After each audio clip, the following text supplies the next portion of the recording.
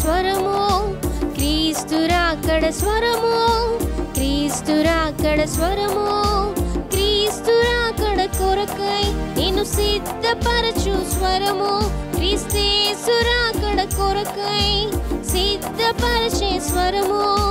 వినుమా, వినిపించుమా, హనుమా, సిద్ధపడుమా.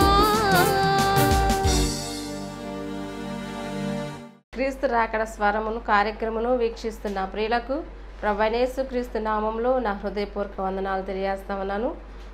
ఈ సమయంలో దైవజనులు ఎం రత్నకుమార్ గారు దైవవర్తమానం అందిస్తారు. ముందుగా చిన్న ప్రార్థన చేసుకుందాం. పరిశుద్ధ ప్రేమ కలిగిన తండ్రి, దయగలిగిన యేసయ్య, నీ ఘనమైన శ్రేష్టమైన పాదాలు కొందనాలు స్తోత్రాలు చెల్లిస్తున్నాను ప్రభా. ఈ క్రీస్తు రాకడ స్వర కార్యక్రమాన్ని మీరు ఆశీర్వాదకరంగా జరిగించండి. మీ దాసులు మీరు బలపరిచి వాడుకోండి. అనేక ఆత్మరక్షణ కార్యక్రమం కొరకై ఈ పని జరిగినట్లుగా సహాయం చేయండి. నీ నామానికి మహిమ తెచ్చుకొని మని యేసు నామమున అడిగి వేడుకొని ప్రార్థిస్తున్నాం తండ్రి, ఆమేన్. రాకడ స్వరము, క్రీస్తు రాకడ స్వరము, క్రీస్తు రాకడ స్వరము, క్రీస్తు రాకడ స్వరము. మన ప్రభువును రక్షకుడునైన యేసయ్య పరిశుద్ధమైన నామమున క్రీస్తు రాకడ స్వరం కార్యక్రమం వీక్షించుచున్న ప్రియ వీక్షకులైన మీ అందరికీ నా హృదయపూర్వక వందనాలండి. బాగున్నారా ప్రియులారా? మరోసారి మనందరం ఈ రీతిగా కలుసుకోవడం చాలా సంతోషకరంగా ఉంది. మీరందరూ ఈ కార్యక్రమం కొరకు ఎంతో ఆశతో ఎదురు చూస్తున్నారని, ప్రార్థన చేస్తున్నారని నమ్మి నా మట్టుకు నేను ప్రభుని స్తుతిస్తున్నాను, మహింపరుస్తున్నాను. ప్రియులారా, మీ ఆత్మీయ క్షేమార్థమై మిమ్మలను ప్రభు రాకడ కొరకు సిద్ధపరచుటలో మా వంతు మేము కూడా కొంచెం మీకు సహాయం చేయాలనే ఉద్దేశంతో దేవుని యొక్క ఆత్మ సహాయంతో క్రీస్తు రాకడ స్వరం అనే ఈ కార్యక్రమం ద్వారా దైవర్తమానాలు మీకు అందించబడుతున్నాయి. దీనికి సహకరిస్తున్న బిడ్డలందరూ ఉన్నారు. వారిని దేవుడు నిండారులుగా ఆశీర్వదించి దీవించును గాక. వారి పేర్లు మీకు చెప్పాలన్న ఆశ నాకైతే ఉంది, కానీ అది వారికి ఇక్కడ ప్లస్ దేవుని దగ్గర కూడా వారికి మంచి ప్రతిఫలం రావాలన్న ఉద్దేశంతో ప్రియులారా వారిని ప్రభు చేతులు పెడుతున్నాను. దేవుడు వారిని దీవించునుగాక, ఆశీర్వదించునుగాక. చాలా సంతోషం, మంచిది. కొద్ది సమయం దేవుని వాక్యాన్ని మనం ధ్యానం చేసుకుందాం. మీకు స్క్రీన్ మీద కనపడుతున్న రీతిగా మనము ఆత్మఫలము అనే అంశాన్ని గురించి ధ్యానం చేస్తూ వస్తున్నాం. ఆత్మఫలము అనే ఈ అంశాన్ని గురించి ప్రియులారా ఈరోజు కూడా మనం ఒక శ్రేష్టమైన సంగతులు ధ్యానం చేయబోతున్నాం. మొదటిగా మన వాక్య భాగాన్ని చదువుకుందాం. గలతీయులకు రాసిన పత్రిక 5వ అధ్యాయము 22వ వచనాన్ని మన ధ్యాన భాగంగా చదువుకుందాం. అయితే ఆత్మఫలం ఏమనగా ప్రేమ, సంతోషము, సమాధానము, దీర్ఘశాంతము, దయాళుత్వము, మంచితనము, విశ్వాసము, సాత్వికము, ఆశానిగ్రహము. దేవుడి ఈ వాక్య భాగాన్ని మన వెనుకల్లో దీవించునుగాక. ప్రియులారా, గత పర్యాయం మనము విశ్వాసము లేక విశ్వాస్యత అనే విషయాన్ని గురించి ధ్యానం చేస్తూ వచ్చాం. ఈ దినాన మనం సాత్వికము అనే విషయాన్ని గురించి ధ్యానం చేద్దాం. ఈ సాత్వికము అనే గుణం చాలా విలువైనది, చాలా ముఖ్యమైనది, చాలా అద్భుతమైనది. ఇది కేవలం మనుషుల ఎడలో మనం చూపించే గుణం మాత్రమే కాదు, కానీ దేవుని ఎడలో కూడా మనం చూపించాల్సిన గుణమైనది. అంటే దేవుడు ఏది మన జీవితంలోకి అనుమతిస్తున్నాడో దానిని అంగీకరించే గుణము, హృదయ స్థితే సాత్వికము. మళ్ళీ చెప్తున్నాను, దేవుడు మన జీవితంలోకి తీసుకొని వచ్చే ప్రతి దానిని కూడా, ఆయన అనుమతించే ప్రతి దానిని కూడా అంగీకరించటమే సాత్వికము. అంగీకరించే గుణము, హృదయం యొక్క స్థితి సాత్వికము అయి ఉన్నదన్నమాట. సాత్వికము అనే పదానికి గ్రీకులో ప్రొటెస్ అనే పదాన్ని వాడారు. ఈ ప్రొటెస్ అనే పదాన్ని ఎక్కడ వాడతారంటే, ఒక అడవి జంతువును సాధుపరచుటను ప్రొటెస్ అనే పదంతో వాడటం జరుగుతుంది. ప్రొటెస్ అనగా సాధువుగా ఉండుట. ప్రొటెస్ అనగా సాధువుగా ఉండుట.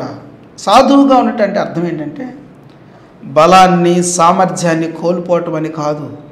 బలాన్ని, సామర్థ్యాన్ని కోల్పోయి ఏమీ లేని వారుగా ఉండటం కాదు సాత్వికం అని అంటే.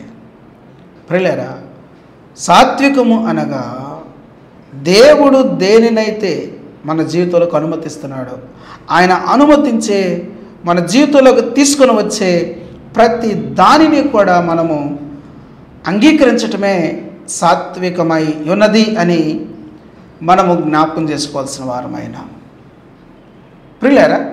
దీనికి రిచర్డ్ ఎల్ మ్యాథ్యూ అనే ఒక స్కాలర్ ఇచ్చిన నిర్వచనాన్ని కూడా మీ ఎదుటి తీసుకురావాలని నేను ఆశపడుతున్నాను. ఆయన ఏమంటాడంటే, వినయము కలిగిన హృదయంలో నుండి బయటకు వచ్చే నియంత్రించబడిన శక్తి. వినయము చాలా విలువైన గుణం. ఆ వినయము ఎక్కడి నుంచి వస్తుంది? హృదయంలో నుంచి రావాలి. అది పై మాటల్లో కాదు, పైకి కనపడేదిగా కాదు, అది హృదయంలో నుంచి రావాల్సిన శ్రేష్టమైన గుణం. ఆ హృదయంలో బయటకు వచ్చుటలో ఆ వినయం రావటంలో నియంత్రించబడిన శక్తి సాత్వికం. నియంత్రించబడిన శక్తి ఏంటి? వినండి జాగ్రత్తగా. సహజంగా మన జీవితాల్లో గమనిస్తే నేటి దినాల్లో చాలామంది జీవితాల్లో వినయము అనే గుణాన్ని చూడటం చాలా కష్టంగా ఉంటా ఉంది. సహజంగా పెద్దలను గౌరవించుట, తల్లిదండ్రులకు విధేయత చూపుట, అత్తమామలకు విధేయత చూపుట అనేది వినయముతో కూడిన స్వభావం కదండి. సమాజంలో ఇది ఒక వ్యక్తికి గొప్ప ఆభరణం లాంటిది, గొప్ప విలువను తీసుకొచ్చేది.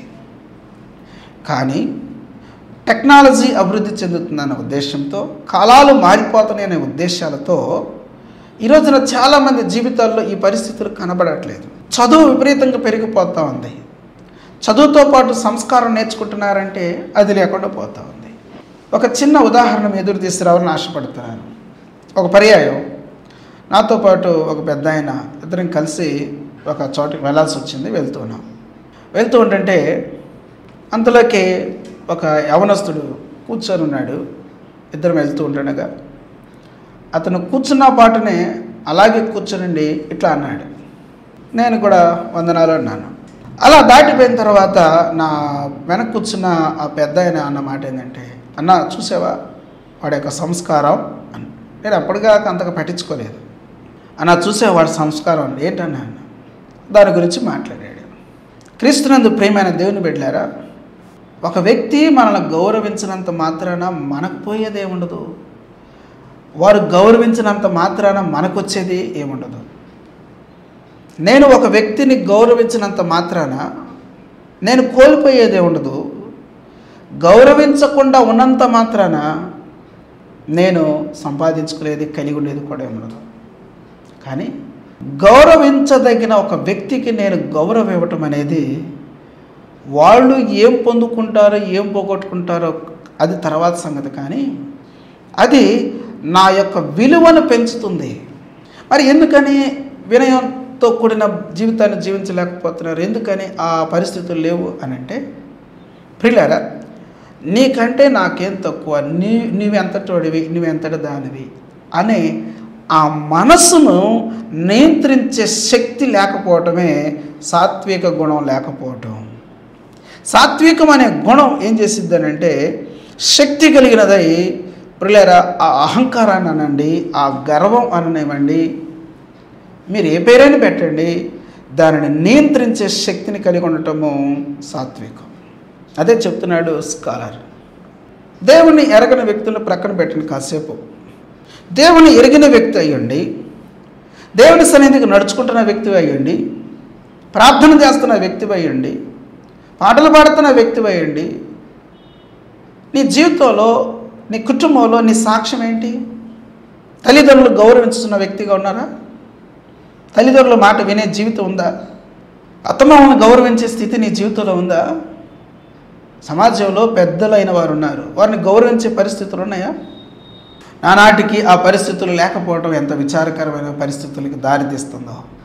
ప్రియులారా, క్రైస్తవ జీవితం అని అంటే ఏంటి అనుకున్నారు? పాటలు పాడటం క్రైస్తవ జీవితం కాదు. వాక్య జ్ఞానాన్ని కలిగి ఉండటం క్రైస్తవ జీవితం కాదు. బోధన చేయటం కూడా క్రైస్తవ జీవితం కాదు. క్రైస్తవ జీవితము అని అంటే ప్రవర్తనతో కూడిన జీవితం, దేవుని ఆత్మ చేత నడిపించబడే జీవితం క్రైస్తవ జీవితం. వాక్యానికి విధేయత చూపించే జీవితం క్రైస్తవ జీవితం. దేవుని వాక్యం ఏం చెబుతుంది? పిల్లలారా, మీ తల్లిదండ్రులకు విధేయులై ఉండండి అని దేవుని వాక్యం చెబుతుంది. విధేయత ఉన్నదా? నీకు మంచి చదువు ఉండొచ్చు, నీకు మంచి జ్ఞానం ఉండొచ్చు, తెలివితేటలు ఉండొచ్చు. అయితే తల్లిదండ్రుల మీద తిరుగుబాటు చేస్తావా? తల్లిదండ్రులకు ఎదురు చెప్తావా? ఒక మాట చెప్పనా, నువ్వు ఏ రోజున నీ తల్లిదండ్రులకు ఎదురు చెప్పావో, ఏ రోజున నీ తల్లిదండ్రులు ధిక్కరించావో, ఆ సమయం నుంచి వారు నీ విషయంలో చచ్చిపోయిన వాళ్ళే. వారికి నీకు సంబంధం లేనట్టే. వాస్తవం అది. ఈరోజున చాలామంది జీవితాల్లో లోకంలో ఏ పరిస్థితుల నుంచి ఎక్కడి నుంచి ఈ విషయాలు నేర్చుకుంటున్నారో తెలియదు, కానీ నానాటికి విధేయత కనబడకుండా పోతా ఉన్నది. తిరుగుబాటు చేస్తున్నారు. చాలా చిన్న పిల్లలు ఈగో ఫీల్ అవుతున్న పరిస్థితులు కనబడుతున్నాయి. పెద్ద పెద్ద మాటలు మాట్లాడుతున్నారు. ఇది ఎంతవరకు క్షేమకరమైంది ఒకసారి ఆలోచన చేయండి. సాత్వికం అనే శ్రేష్టమైన గుణలక్షణాన్ని అలవర్చుకోవాలి కదా. దేవుని బిడ్డలుగా పరిగణించబడుతున్న జీవితంలో దేవుని ఆత్మచేత నడిపించబడుతున్న అనుభవం చాలా అవసరం కదా. రోమపత్రిక 8:14 ఏం చెబుతుంది? చదువుదాం. దేవుని ఆత్మచేత ఎందరూ నడిపింపబడుదురో వారందరూ దేవుని కుమారులై యుందురు. దేవుని ఆత్మచేత నడిపించబడే అనుభవం మనకు అవసరం కదా. దేవుని ఆత్మచేత నడిపించబడతామంటే ఏంటి? నేను ప్రతిసారి చెప్తూనే ఉన్నాను, ఆత్మ వరాలను చూసి మురిసిపోవడం కాదు, అది కాదు. దేవుని ఆత్మచేత నడిపించబడటం అంటే, దేవుని ఆత్మచేత మనం నడిపించబడే అనుభవం మనకి ఎప్పుడు వస్తుంది అని అంటే, దేవుని ఆత్మ మన ఆత్మ మిళితమైపోయి కలిసిపోయి నూతన శక్తితో శరీరాన్ని జయించి, లోకాన్ని పాపాన్ని జయించి వాక్యానుసారమైన జీవితాన్ని జీవించటమే క్రైస్తవ జీవితం.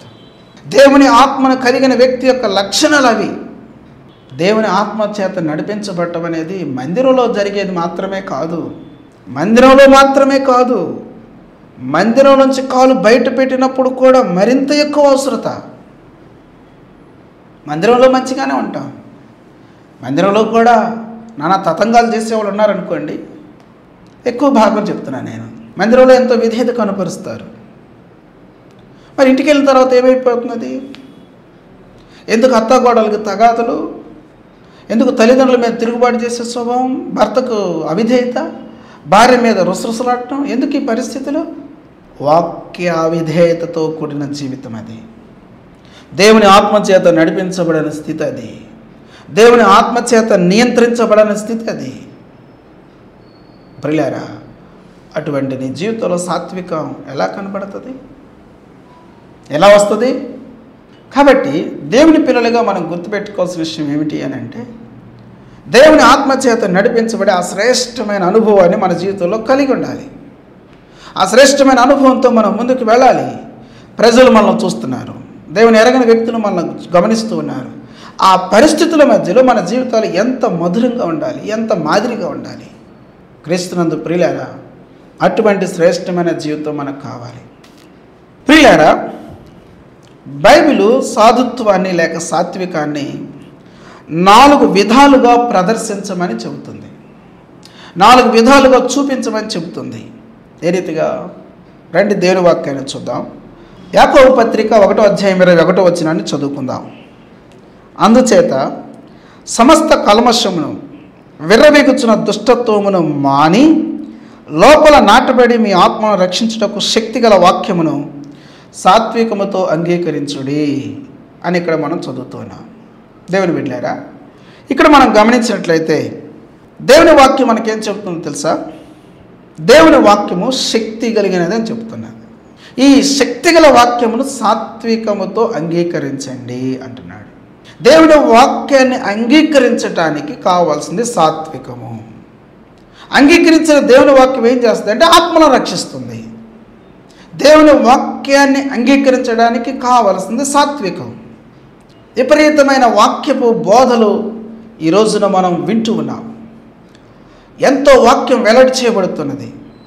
అనేక ప్రాంతాల్లో లేని పరిస్థితులు మన తెలుగు క్రైస్తవ్యానికి దక్కిన గొప్ప ఆశీర్వాదం అనేకమైన దైవ వర్తమానాలు. వాక్యపు వర్షం కురుస్తుంది. ఈ వాక్యపు వర్షంతో మన జీవితాలను మెరుగుపరుచుకొని ఫలభరితమైన స్థితిలోకి మనం రావాలి అని అంటే, ప్రియమైన దేవుని బిడ్డలారా, వాక్యాన్ని అంగీకరించాలి.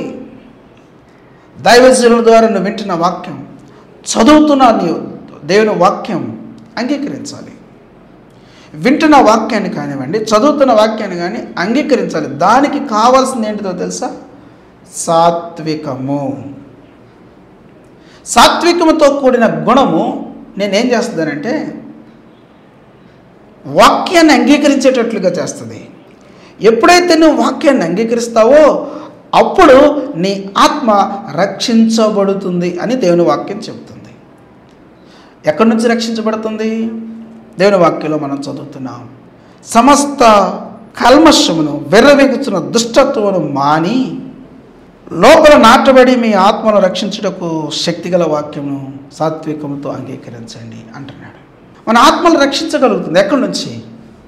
పాపపు ప్రభావం నుంచి, లోకం యొక్క ప్రభావం నుంచి మన ఆత్మను రక్షించ శక్తి కలిగిన ఏకైక సాధనం దైవ లేఖనం.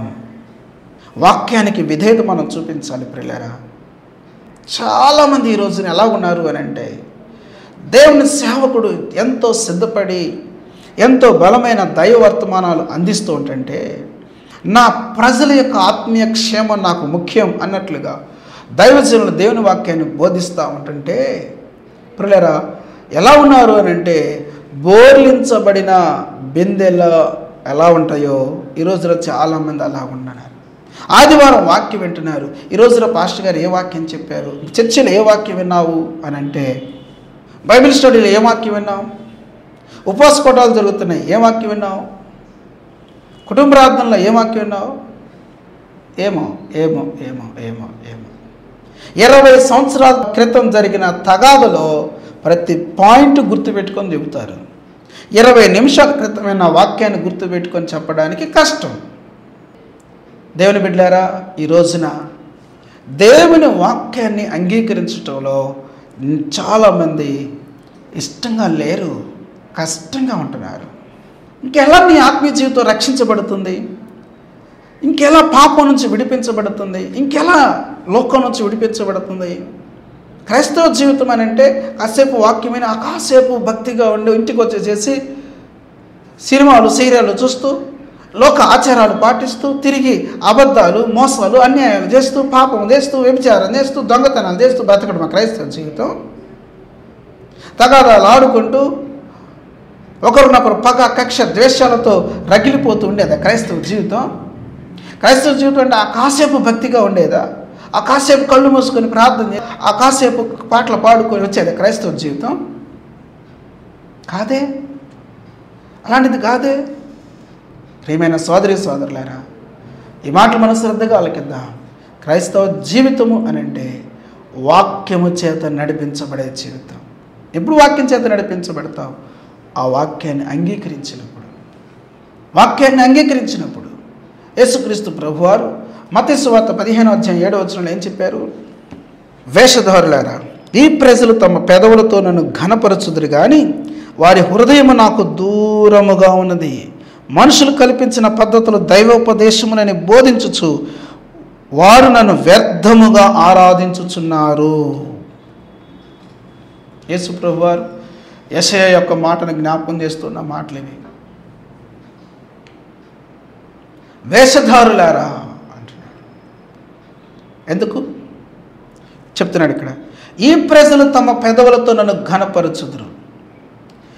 దేవుని గురించి నువ్వు ఎంత గొప్ప మాటలు పలికినా, ఎంత గొప్ప మాటలు పలికినా, యేసు ప్రభువారు ఈ మాట అనాల్సి వస్తే ఎంతో దుఃఖకరమైన విషయం అండి.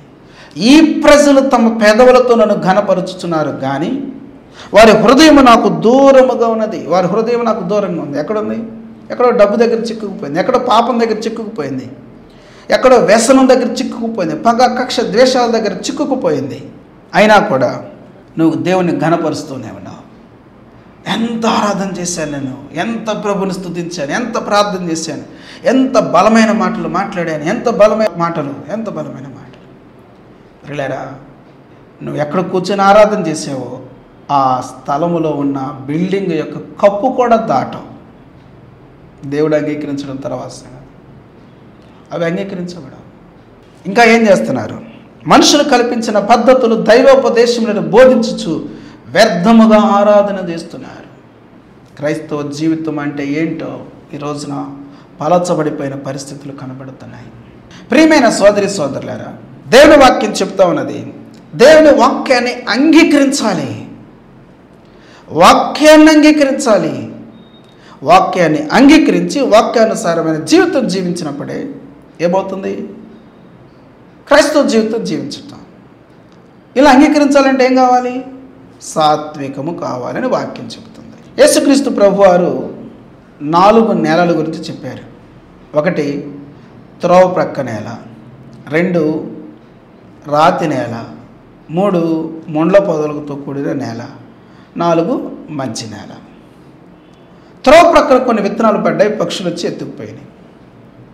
రాతి నేలలో విత్తనాలు పడ్డాయి, చక్కగా మొలిచినాయి, కానీ సూర్యుని యొక్క ఎండ తగలగానే అవి ఎండిపోయినాయి. కొన్ని విత్తనాలు ముళ్ళ పొదల్లో పడ్డాయి, అవి చక్కగా మొలిచినాయి, కానీ ఎదుగుతూ ఉంటుండగా ముళ్ళు కాస్త అణిచేయటం ప్రారంభించినాయి. ఈ 3 నేలలో ఫలభరితమైన స్థితి లేదు. అయితే ప్రియులారా, ఒకే ఒక్క నేల మిగిలింది, మంచి నేల. ఆ మంచి నేలలో పడ్డ విత్తనాలు చక్కగా ఫలించినాయి, మొలకెత్తినాయి, ఎదిగినాయి, మంచి ఫలాన్ని ఇచ్చినాయి.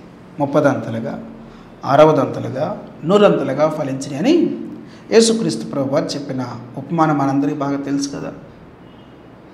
దాంట్లో ఏమి రాయబడి ఉంది? మత్తయి సువార్త 13వ అధ్యాయము 18వ వచనం నుంచి చదువుతున్నాను. విత్తువాని గుర్చిన ఉపమాన భావం వినుడి. ఎవడైనా రాజ్యమును గుర్చిన వాక్యము వినియు గ్రహింపకుండగా దుష్టుడు వచ్చి వాడి హృదయం నుండి విత్తబడిన దాన్ని ఎత్తుకొని పోవును. త్రోవ ప్రక్కన విత్తబడిన వాడు వీడే. వాక్యం వింటాడు కానీ అపవాది వచ్చి ఎత్తుకొని పోతాడు. అందుకనే ఇందాక నేను చెప్పాను కదా, 20 సంవత్సరాల క్రితం తగాదులు గుర్తుంటాయి కానీ 20 నిమిషాల క్రితం విన్న వాక్యం గుర్తుండదు. 20 నిమిషాలు కూడా కాదండి. ఇప్పటిదాకా ఏం చెప్పుకున్నామంటే గుర్తుండదు చాలామందికి, ఏమో అని బొర్రగిక్కుంటా ఉంటారు.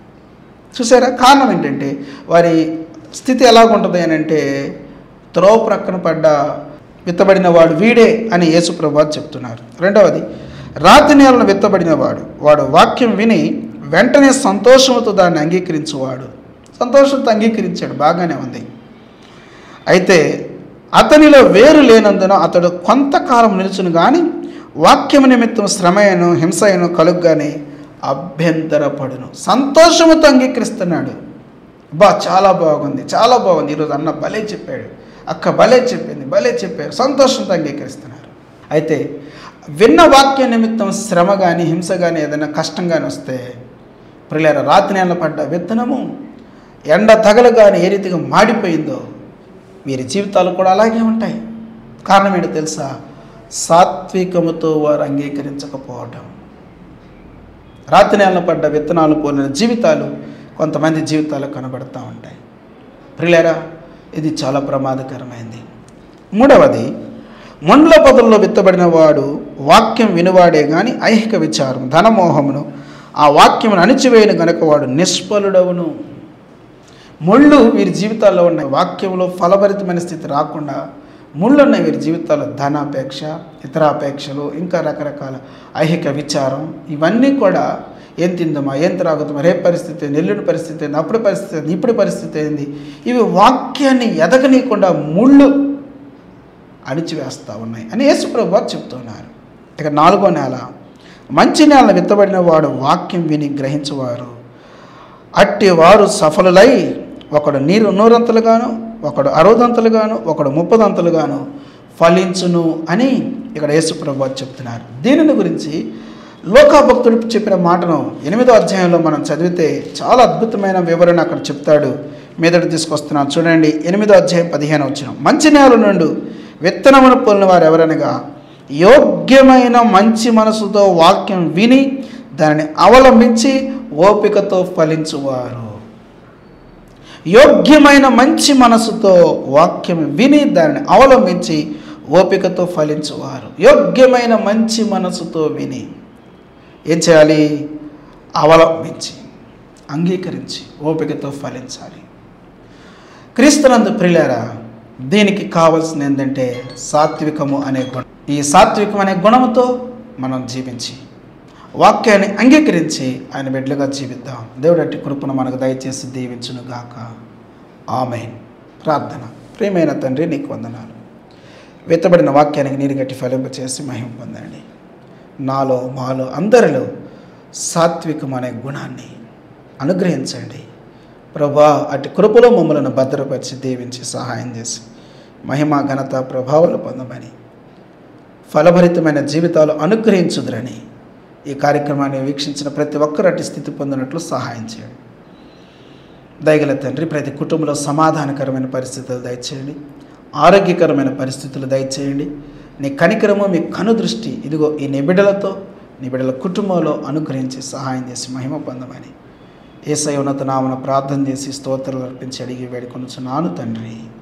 ఆమేన్. త్రియక దేవుని దీవెన, శాంతి, సమాధానం ఇప్పుడు ఎల్లప్పుడు సదాకాలం మనందరికీ తోడేయండి. తన రాకడ కొరకై సిద్ధపరిచి భద్రపరచును గాక. Amen. Amen. Praise the lord.